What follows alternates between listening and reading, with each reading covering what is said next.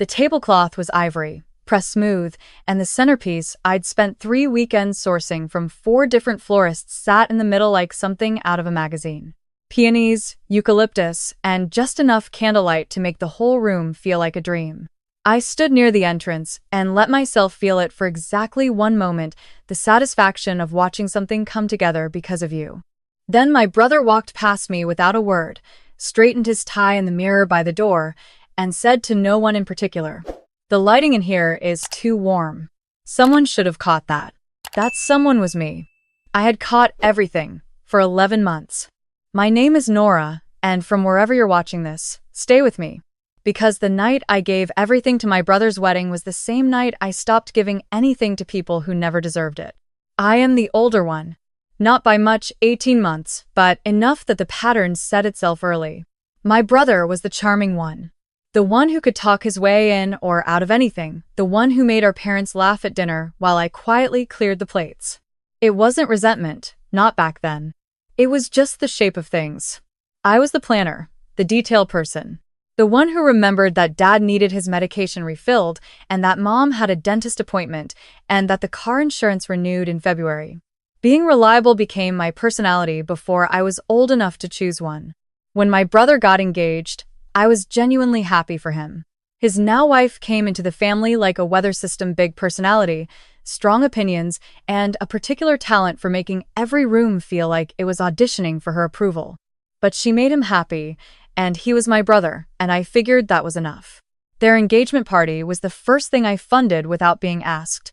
They'd been talking about throwing something small at a restaurant downtown, and I'd overheard my mom stress about the cost. So I just called the place, put my card down, and said, "Consider it done." My brother texted me afterward, "You're the best sis FAR." That was the whole message. I saved it. I don't know why. The venue deposit came next. They'd fallen in love with a farmhouse property outside the city. Exposed wood beams, a string light canopy, a barn that could hold 200 people. The problem was the deposit was due before they'd finished saving, and the date they wanted was going to be gone by Friday. I wired the money that Thursday night. $4,000. My brother called me, and for a few minutes he sounded like the kid I'd grown up with, grateful and a little stunned. He said he'd pay me back within the year. I told him not to worry about it. I believed him when I said that. Over the following months, I became what I can only describe as a volunteer wedding coordinator who nobody officially hired. I researched photographers and sent comparison spreadsheets. I drove my sister-in-law to cake tastings on a Saturday when she couldn't get her car out of the shop. I negotiated the catering contract because I'd taken a business law class in college and knew how to read the fine print. I designed the seating chart. Twice, once after the original draft and once again after a falling out between my sister-in-law's aunt and her college roommate required a full restructuring of table assignments. My mom told everyone at her book club that the wedding was going to be beautiful. She did not mention my name when she said it. I told myself that was fine. I wasn't doing it for the credit. I was doing it because it was my brother, because it mattered to him, and because somewhere underneath all the logistics, I still believed that showing up for people was how you told them you loved them. That if I kept being the one they could count on, I would feel like I belonged to this family in some way that was real and solid and not just transactional. The week before the wedding, my sister-in-law pulled me aside at the rehearsal dinner. She had her champagne flute tilted toward me like a pointer, and she said, "I just want you to know we really appreciate everything. You're basically our wedding planner." She laughed when she said it. Not a warm laugh, the kind that keeps you at arm's length while pretending to invite you in. Then she added, "Honestly, we could never afford a real one. So, it's lucky you like this kind of stuff." Lucky, like my 11 months of labor, was a hobby she'd graciously allowed me to pursue. I smiled and nodded and said I was glad I could help. The next morning, I pressed my dress, drove 40 minutes to the venue, and spent 3 hours arranging the escort cards and fixing the floral installations that the florist had set up slightly wrong. When the first guests arrived, the room looked exactly the way I had envisioned it. My brother saw me across the space, pointed, and gave me a thumbs up. I thought, okay, this is enough. It wasn't. The reception was beautiful and loud, and full of the particular energy that comes from open bars and people who haven't seen each other in years. I was at my assigned seat, table 9, near the back corner, the one that faced directly into the kitchen door. I assumed it was an oversight. I flagged my mom during cocktail hour, and she said, "Oh, honey, the table assignments got complicated at the end. Just sit wherever feels good." I sat at table 9. I did not make a scene. The speeches started around 8. My mom cried during my brother's vows, which she had not written but which were very good because I had helped him draft them 6 weeks earlier when he'd called me panicking. My dad made a toast that was short and sweet, and everyone applauded. My sister-in-law's maid of honor gave a 10-minute speech that included a slideshow and 2 inside jokes I didn't understand. Then my sister-in-law stood up. She said she wanted to take a moment to thank all the people who made the day possible. She thanked the florist, the photographer, the caterer, the venue, her bridesmaids by name, each one. She thanked my parents. She thanked her own parents. She thanked the DJ. She did not say my name. Not once. I sat very still. I held my fork and I looked at the centerpiece in front of me, one of the 18 I had assembled, and I waited because I thought maybe she wasn't finished. Maybe she was building to it. Maybe she'd save me for last as some kind of meaningful gesture. She sat down. My brother put his arm around her and kissed her temple and said something that made their table laugh. The DJ started the next song. The room moved on. I excused myself to the restroom, walked through the kitchen hallway, stood under the fluorescent lights for approximately 2 minutes, and made a decision. I wasn't sad. I wasn't going to cry in a venue bathroom at a wedding I had more or less built from scratch. What I felt was something much cleaner than sadness. It was clarity. I went back to my seat. I ate my dinner. I danced once with my dad and once with my cousin, my mom's niece, the only person at that table who leaned over halfway through the meal and said quietly, "You did all of this, didn't you?" It wasn't a question. I said, "Most of it." She said, "I see you." I didn't cry then either, but I wanted to, a little. Not from sadness, from the specific relief of being witnessed by someone who wasn't looking to take anything from you. I left at 9:30. My brother was on the dance floor when I picked up my clutch and walked toward the exit. My mom caught my arm and said, "Already?" I said I had an early morning. She said okay, and turned back to the head table without asking what the early morning was for. I drove home with the windows down. I did not cry on the way. I did not cry the next morning either. When I opened my phone to a text from my brother, not a message about the wedding. Not a thank you. Not even a photo. It was, "Hey, did you make sure to get the deposit receipt from the venue? They said they don't have a record of it." I put my phone face down on the kitchen counter and made myself coffee. Then I opened my laptop. The first thing I canceled was the payment plan I'd quietly set up for their honeymoon. They'd found a resort that was over budget, and I'd told them not to worry about it. I'd handle the difference. The difference was $1,100. I logged into the payment portal, removed my card, and closed the tab. The second thing I canceled was the shared streaming account I'd been running for the whole family for 3 years, my parents, my brother, all on my login. I sent a polite email to my provider, removed the extra profiles, and downgraded to a single-user plan. Third was the storage unit. My brother had been keeping furniture in a unit I rented for him temporarily while they were in between apartments. That was 14 months ago. The word temporary had expired. I emailed the facility, gave 30 days notice, and forwarded the notice to my brother's email with no additional message. I wasn't angry. That's the thing I want to be clear about. Anger would have been louder, messier. What I felt was more like the quiet that follows a decision you've been avoiding for too long. Like finally sitting down after standing at a party where nobody's talking to you. I didn't post anything. No vague caption about knowing your worth or choosing peace. I didn't send a long message explaining myself. I didn't call my mom to process.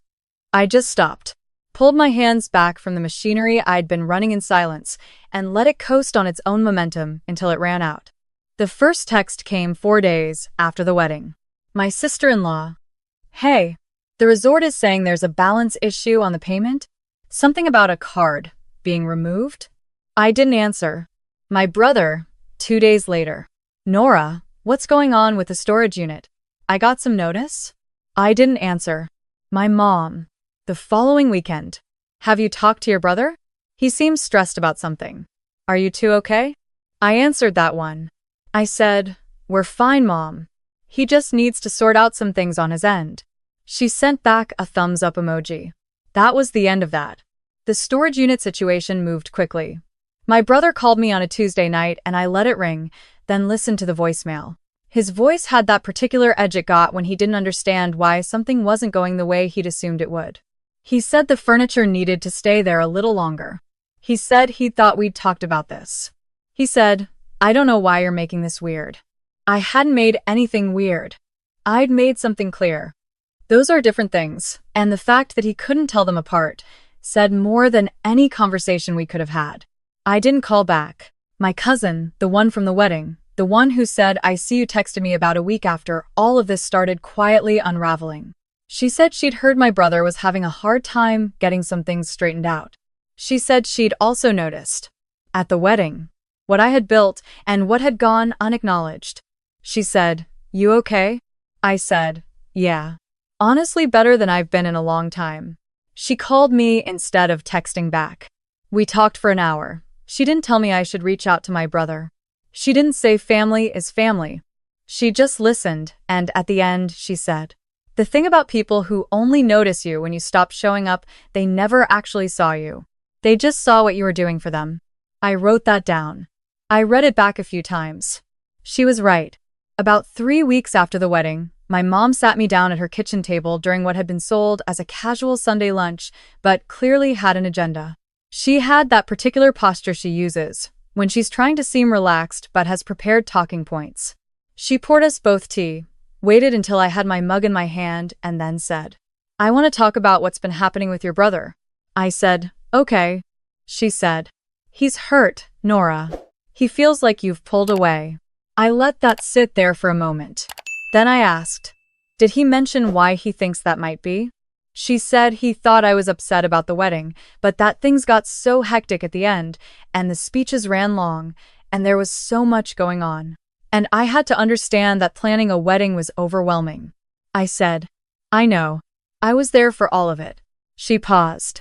I said, I found the venue. I put down the deposit. I designed the seating chart. I fixed the floral arrangements the morning of. I helped him write his vows. I drove her to cake tastings. I handled the catering contract. And I wasn't mentioned. Not once. My mom looked at her mug.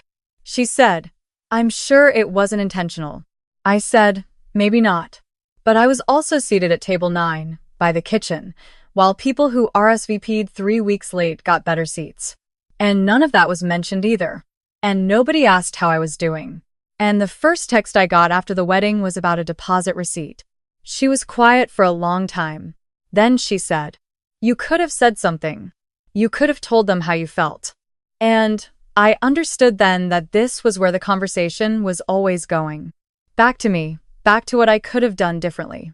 Because the alternative actually sitting with the possibility that my brother and his wife had taken something for granted in a way that was genuinely unkind was too uncomfortable. It was easier to reroute the responsibility. I said, I'm not angry, Mom. I'm just done volunteering for things I'm not appreciated for. That's all, she said. That sounds like anger to me. I smiled. I finished my tea. I drove home. The honeymoon resort issue resolved itself. My brother called the resort, worked something out with his own card, and I heard through my cousin that he'd been annoyed about the extra charge. I did not feel guilty. What I felt was the specific freedom of knowing that I hadn't woken up in the middle of the night to fix someone else's problem. At some point in this stretch of weeks, I started noticing how much space I had. Not physical space, my apartment was the same size it had always been. But something in my schedule. Whole evenings that used to be eaten by research and logistics and favors had been quietly returned to me. I went for walks. I started cooking things I'd been meaning to try for years, not because I had people to feed, but because it turned out I liked the process. I called my college roommate, who lived across the country, and we talked for 2 hours about nothing in particular. I started going to a Saturday morning yoga class at a studio 3 blocks from my apartment. The instructor had a calm voice and always said the pose is not the point, and something about that phrasing stayed with me in ways I didn't fully understand yet. In early spring, my company restructured, and I was moved into a position I'd been quietly hoping for: more autonomy, a small team under me, the kind of work that actually used the skills I'd been honing for 6 years. My manager told me the decision was straightforward. She said I was the kind of person who handled complexity without making it anyone else's problem. I almost laughed at that. I didn't tell my family immediately, partly because there was no particular reason to, and partly because I was curious what it felt like to hold good news just for myself for a while. It turned out, really good. Whole and uninterrupted. My brother found out a few weeks later, through my mom, the way information moves in our family: sideways, through other people, without direct conversation. He sent me a text. Heard about the new role. Congrats. That was it. 4 words and a period. I thought about the 12 words I'd saved from after the engagement party. You're the best sis FR. I thought about how much weight I'd given those words. How I'd read them as proof that what I was doing mattered, that he saw me, that the investment was worth it. I didn't save his new text. There's something that happens when you stop performing a role that you've played so long you stop noticing you were performing it. The curtain comes down, and you look out at the empty seats and realize you were the only one who ever came to watch. The people you thought were your audience were backstage the whole time, waiting for you to go get their props. I know my brother isn't a villain. I've thought about this a lot. He's a person who was handed a certain narrative about how our family worked, and he operated within it, and it never occurred to him to look at who was doing the work beneath the story. He was always the one on stage. I was always the one running lights. He liked me fine when I stayed in the booth. What he couldn't compute was me stepping out of it. But understanding something and accepting it as your permanent reality are different things. Summer came, and with it an invitation: my mom's annual 4th of July gathering, which she called a cookout but which was functionally a full catered production that I had historically coordinated. I RSVP'd no. I had plans, which was true. I was driving up with my cousin to spend the long weekend at a cabin she'd rented with a few of her friends. People I'd met once or twice, warm and funny, and completely unrelated to any of my family's dynamics. We swam in a lake.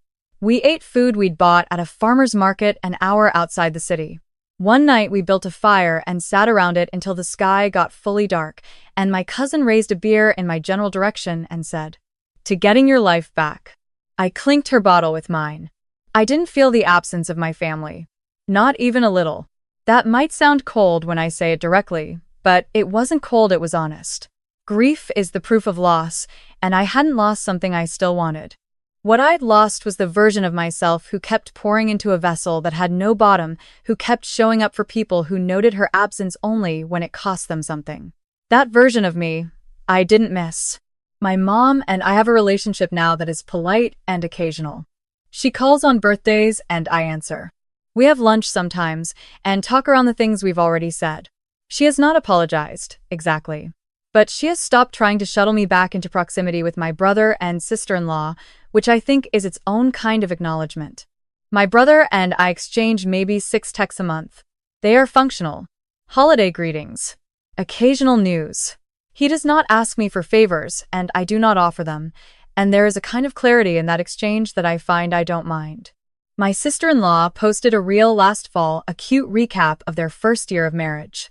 All photos and reels, audio, and scenic shots from the honeymoon. In the caption, she thanked the people who helped make their wedding so special. She listed the vendors. She listed her bridesmaids. I watched it once, in my kitchen, on a Tuesday evening after work. Then I put my phone down and finished making dinner. The funny thing about that video, the thumbnail, the caption, the curated little memory she'd built was that it used the same florist I'd found. The same caterer whose contract I'd negotiated. The photographer I'd interviewed, vetted, and booked in month 3. It was all there, evidence of effort that had been laundered clean of its origin. And I felt nothing except a kind of detached recognition, like seeing a building you once worked on from the outside. I think about what I used to believe about families. That they were owed something from you that other people weren't. That love between people who shared blood was somehow sturdier, more forgiving, more worth the investment. I don't believe that anymore. Not because I became cynical, I'm genuinely not, but because I watched what happened when I treated my family the way I would have treated any other relationship where the labor wasn't mutual, where the gratitude was absent, where I was valued only as a function and not as a person. I watched what happened when I held the same standard across the board. It turned out the standard was the thing I'd been missing all along. I still give. That hasn't changed. I helped my cousin move into her new apartment last spring, and we spent the whole day laughing and eating pizza on the floor, and it cost me a Saturday, and I would do it again 10 times over. I threw a birthday dinner for a friend from my new team at work, just 5 people, my apartment, and food I'd been stress testing for weeks, and watching everyone eat something I'd made with actual care for them was the best I'd felt in years. I give now, and it feels like choosing. Like something that starts in the chest and moves outward. Not something that leaks out through obligation while you're looking the other way. That's the difference, I think. That's the line. A few months ago, I was unpacking a box I'd moved from my old apartment storage things from when I was in my mid-20s. Before all of this, I found a birthday card my brother had given me. It was a good card, the handwritten in kind, and it said that I was one of the best people he knew, and he was lucky I was his sister. I sat with it for a while. I didn't throw it away. I just folded it back up and put it in a shoebox with other things that used to mean something and probably still do, just differently now. He meant it when he wrote it, I think. The problem isn't that the love was never real. The problem is that love without attention, love that doesn't ask what you need, love that assumes you'll absorb whatever it costs you, that kind of love, when you stop and examine it, has a lot of features that look less like love and more like convenience.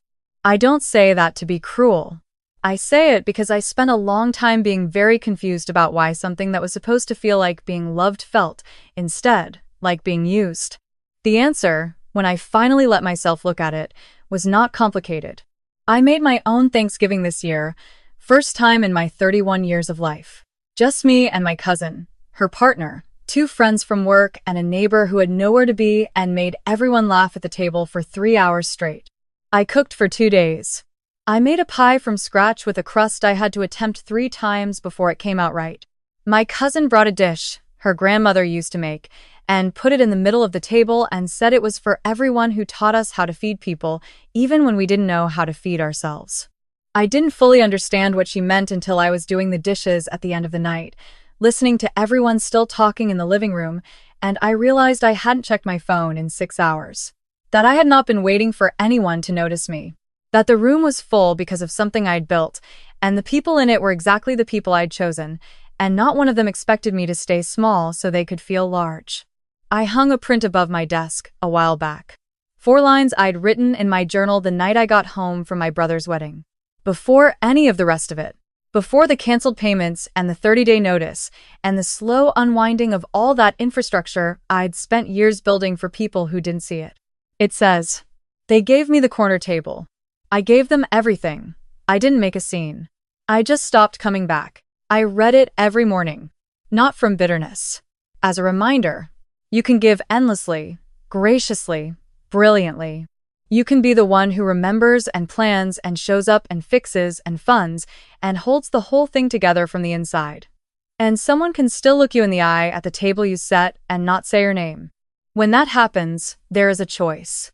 You can wait for them to notice. Or you can notice yourself. I noticed.